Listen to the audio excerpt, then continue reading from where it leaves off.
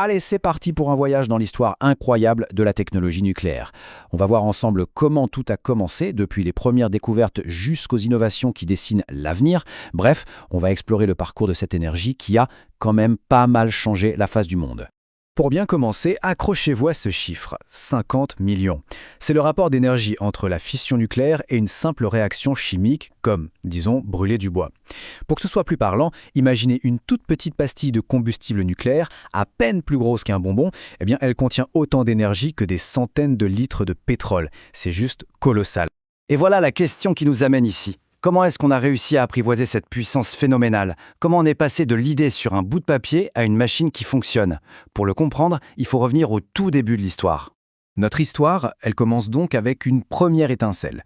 On va revenir sur les balbutiements du nucléaire pour vraiment saisir comment tout ça a pu démarrer. En fait, tout s'est accéléré au début du XXe siècle. Ça a été une véritable avalanche des découvertes fondamentales. La radioactivité par Henri Becquerel, les travaux de Pierre et Marie Curie. Petit à petit, on a commencé à comprendre la structure de l'atome. Et ça a ouvert la voie à une révolution. Ce qui est vraiment fou, c'est la vitesse à laquelle tout s'est enchaîné. Regardez, en moins de 50 ans, on est passé de la découverte d'un rayonnement un peu mystérieux à la maîtrise d'une réaction en chaîne. Chaque date ici est un pas de géant qui nous a mené tout droit à la première pile atomique. Alors, le concept clé, le cœur du réacteur, c'est ça, la réaction en chaîne. L'analogie des dominos est parfaite. Vous faites tomber un domino qui en fait tomber plusieurs autres, qui à leur tour en font tomber encore plus. C'est exactement l'idée. Un noyau d'uranium se casse, il libère des neutrons et hop, ces neutrons vont aller casser d'autres noyaux. Tout le secret, évidemment, c'est de réussir à contrôler le truc pour que ça ne s'emballe pas. Et ce moment historique, il arrive en 1942, dans un endroit improbable, un terrain de squash sous les gradins d'un stade à Chicago. Avec les moyens du bord, de l'uranium naturel et des blocs de graphite super purs, l'équipe de Fermi a construit ce qu'ils ont appelé la Chicago Pile One. Et là, pour la toute première fois, ils ont prouvé que l'humanité pouvait démarrer et surtout contrôler la puissance de l'atome. Bon, après ces débuts un peu artisanaux, avançons jusqu'à aujourd'hui. La pile de Fermi, toute simple, a évolué pour donner naissance à une diversité incroyable de réacteurs.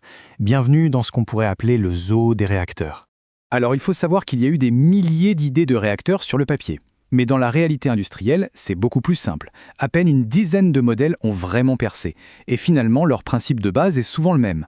On utilise la chaleur énorme de la fission pour faire bouillir de l'eau, créer de la vapeur et faire tourner une turbine pour produire de l'électricité. Un peu comme une centrale à charbon, sauf que la bouilloire est infiniment plus puissante. Les deux plus courants dans le monde, ce sont les REP et les REB. Derrière ces acronymes un peu barbares, les concepts sont assez simples. Le REP, le réacteur à eau pressurisée, c'est comme un autocuiseur, une cocotte minute. On chauffe l'eau très très fort, mais la pression l'empêche de bouillir. Et avec cette eau super chaude, on va chauffer un deuxième circuit d'eau qui, lui, va bouillir et créer de la vapeur. Le REB, le réacteur à eau bouillante, c'est plus direct. C'est une bouilloire géante. L'eau bout directement dans le cœur du réacteur et la vapeur part directement vers la turbine. Mais attention, il n'y a pas que les réacteurs à eau. Il existe une autre famille de réacteurs très prometteuse, les réacteurs à neutrons rapides. Là, on change de ligue. Contrairement aux réacteurs classiques qui doivent freiner les neutrons pour que la réaction en chaîne fonctionne, ceux-là les utilisent bruts de décoffrage, rapides et pleins d'énergie. Et cette petite différence, ça change tout. Et voilà pourquoi ils sont si intéressants pour l'avenir. Premièrement, ils peuvent transformer de l'uranium qui n'est pas utilisable en combustible nucléaire. C'est ce qu'on appelle la surgénération. Le réacteur produit plus de combustible qu'il n'en consomme. Et surtout, ils peuvent brûler, c'est-à-dire détruire certains des déchets radioactifs les plus embêtants produits par les autres réacteurs. C'est une technologie qui promet en quelque sorte de boucler la boucle. Ces promesses nous projettent directement dans le futur. Et le futur, la prochaine grande étape, ça s'appelle la génération 4. C'est un effort international pour imaginer les réacteurs de demain. Et ce n'est pas juste un pays qui travaille dans son coin, non, le Forum Génération 4, c'est une sorte de Dream Team mondial.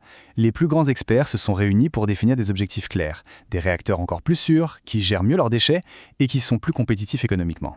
L'idée, c'est vraiment de faire un bond en avant. Sur la table, il y a 6 concepts principaux qui sont explorés. On y retrouve plusieurs types de réacteurs rapides, dont on vient de parler, refroidis avec différents matériaux comme le gaz, le sodium ou le plomb. Mais il y a aussi des idées complètement nouvelles, comme les réacteurs à sel fondu. Chaque concept est une piste différente pour atteindre les objectifs de la génération 4. Évidemment, chaque pays a un peu sa stratégie. La France, par exemple, a mis le paquet sur 2 de ses filières, les réacteurs rapides refroidis au gaz et ceux refroidis au sodium. Pourquoi ce choix? Parce qu'il vise directement à régler le problème des déchets ultimes et à utiliser au maximum les ressources en uranium. C'est un pari sur l'avenir. Alors, la grande question, quel avenir pour le nucléaire? Eh bien, la réponse n'est pas seulement technique, elle est aussi, et peut-être surtout, politique et sociétale. L'histoire de Superphénix en France illustre parfaitement cette complexité. C'était le plus grand réacteur à neutrons rapides jamais construit, un prototype industriel qui a fonctionné. C'était une prouesse technique. Et pourtant, son histoire s'est terminée plus tôt que prévu. Et c'est là que le bât blesse. La décision finale d'arrêter Superphénix n'a pas été prise à cause d'un problème technique, non. Elle était la conséquence d'une promesse électorale. C'est un exemple frappant de la tension qui peut exister entre le progrès technologique et les décisions politiques qui, au final, façonnent notre paysage énergétique. Et on termine donc sur cette question qui reste grande ouverte. Les technologies de demain, comme celle de la génération 4, apportent des solutions techniques à des problèmes bien réels comme les déchets ou la gestion des ressources, mais est-ce qu'on les utilisera? Ça dépendra de nos choix collectifs. La vraie question au fond, c'est quel avenir énergétique voulons-nous construire ensemble? Et ça, l'innovation seule ne pourra jamais y répondre.